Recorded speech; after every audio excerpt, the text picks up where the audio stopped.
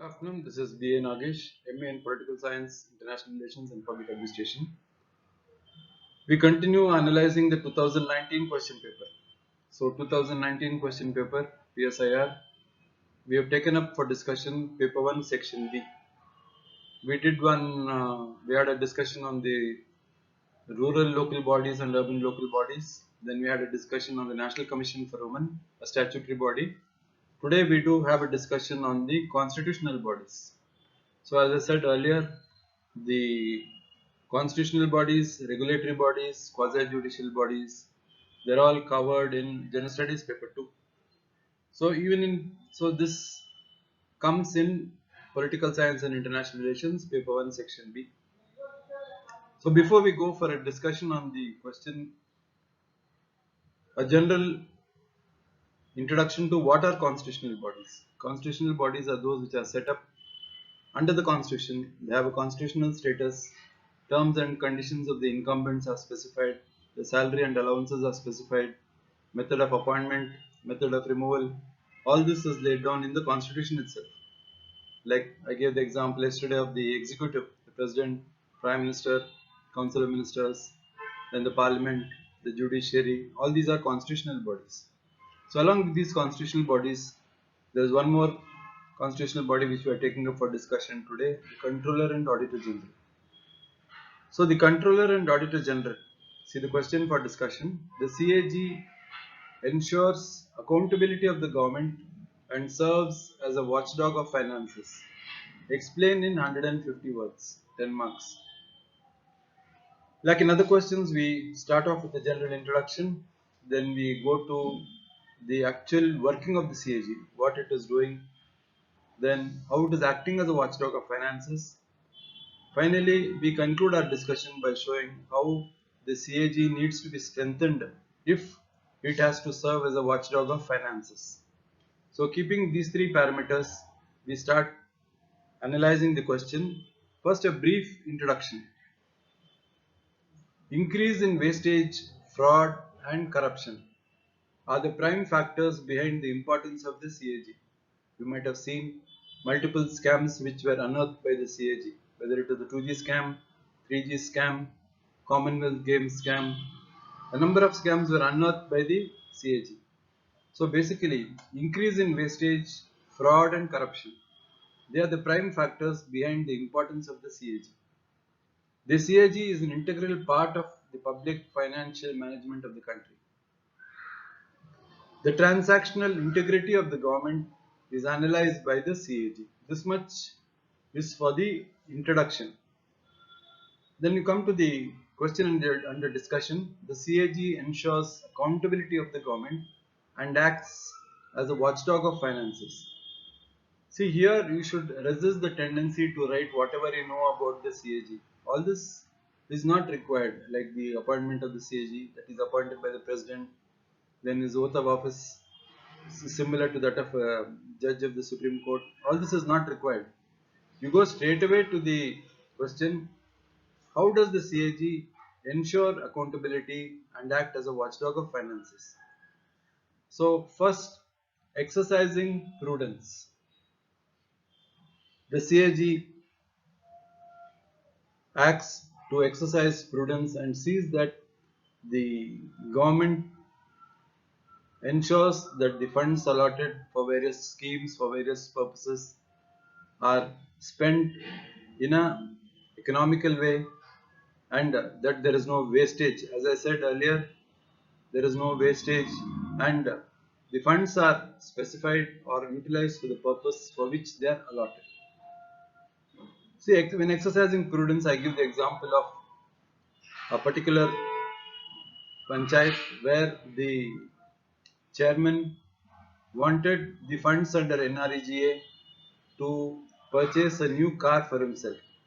See, under MGA NREGA, no doubt you have got an amount to set apart for office expenses, but this will not include buying a car or diverting the purposes of the MG NREGA. MG NREGA is basically anti-poverty scheme and the funds are to be utilized only for providing gainful employment.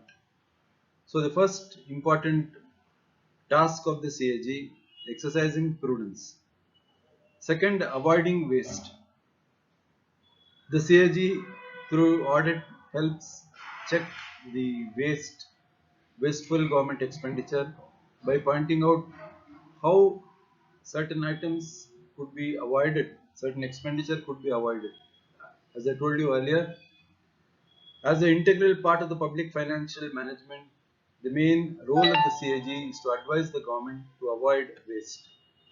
Checking infructuous expenditure. This is another item in which the CAG acts as the watchdog of finances.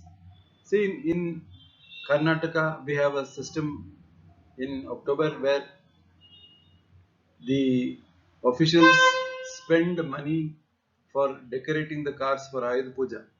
So this is just infructuous expenditure. The, the puja for the vehicles and decoration for the government vehicles could be done by the officer from his pocket. There is no need to involve the funds of the government to incur this expenditure. This is purely an infructuous expenditure. In fact, they have a topic in public administration which speaks of canons of financial propriety. When I speak of canons of financial property, I mean you should exercise utmost prudence in spending government expenditure. Just as how you be very careful in spending your own personal money, so also you should be careful how you utilize government money. So checking infructuous expenditure is another role of the CAG. Show results for money spent. So in audit, the CAG clearly points out whether the money spent under the funds was commensurate with the work turned out. See, for instance, when the CAG audited the MGNREGA, it brought out in Karnataka, I give an example to show that huge sums were spent towards disbursement of wages for the MGNREGA workers, where the CAG pointed out that none of these workers were existent. It showed the CAG pointed out the existence of a large number of ghost beneficiaries. So this is another way in which the CAG acts as a watchdog of finances, achieving results at a low cost. Any governmental expenditure, any governmental scheme, set procedures are there. Say for instance, for avoiding tenders, you call for tenders, you go to the lowest quoted. The main objective is to ensure economy and efficiency. So if the government agency tries to bloat the tender or try to manipulate to show favoritism to a person, this will be easily examined by the CAG as a watchdog of finances. So the CAG, the main purpose of the CAG is prodding the government to achieve results at a low cost. So only this much you are supposed to write for the part of the question which says the CAG ensures accountability of the government and serves as a watchdog of finances. You can also add how the CAG report is examined by the Public Accounts Committee. All this could be added, but these 5 points are a main part of the answer, because what happens when you are writing for 150 words, you have to be very specific. So I have made the answer very specific by pointing out the five items or 5 ways in which the CAG acts as a watchdog. Now, if you want to see that the CAG is strengthened, or if the CAG is to work as an effective institution, certain steps are required. See, the first thing what we suggest is strengthen internal audit. So internal audit is the responsibility of the executive. The executive must devise certain means and measures to see that misappropriation of funds is reduced. So a system of internal audit. So this will reduce over reliance on the CAG. The second way in which the CAG could be strengthened, need for governance orientation. So the CAG audit could focus on governance initiative, governance orientation. The third important point which I would like to discuss, say you have the public-private partnerships. Now government is entering into a large number of PPPs. But unfortunately, the PPPs don't come under the purview of the CAG.